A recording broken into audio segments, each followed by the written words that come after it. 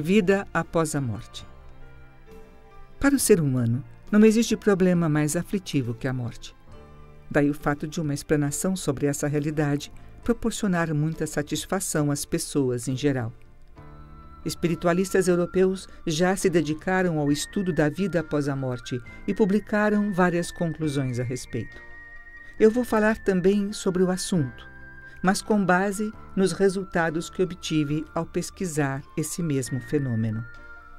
Então, a partir das minhas observações, posso afirmar que ao deixar o corpo físico, o espírito retorna ao mundo espiritual, onde reinicia uma nova vida. Normalmente, esse processo ocorre de 3 maneiras diferentes. Os espíritos purificados, isto é, aqueles que acumularam virtudes, praticando o bem durante sua vida terrena, saem pela testa.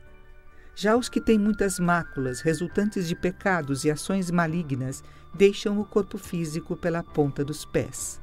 E os espíritos considerados médios, ou seja, aqueles cuja evolução ainda não é suficiente para entrarem no céu, mas também não se encontram tão maculados que mereçam o inferno, saem pelo umbigo.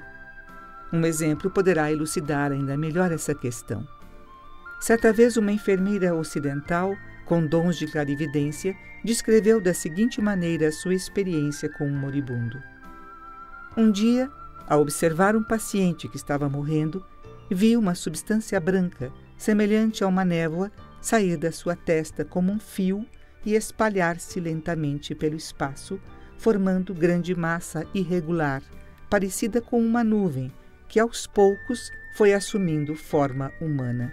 E alguns minutos mais tarde, transformou-se na perfeita reprodução da figura do paciente quando vivo. Assim ficou ele a observar, durante algum tempo, o próprio cadáver. A seguir olhou para os seus parentes chorosos e inconformados por ver-lhe o corpo sem vida, como se quisesse mostrar-lhes que estava ali.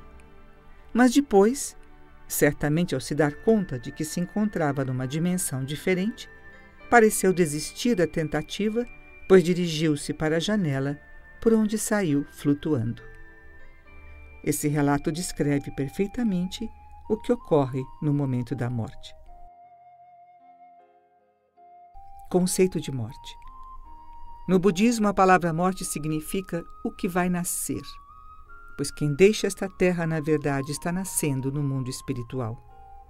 Aí permanece durante um tempo que varia bastante, podendo corresponder a espaços curtos ou, às vezes, a dezenas, centenas e até a milhares de anos.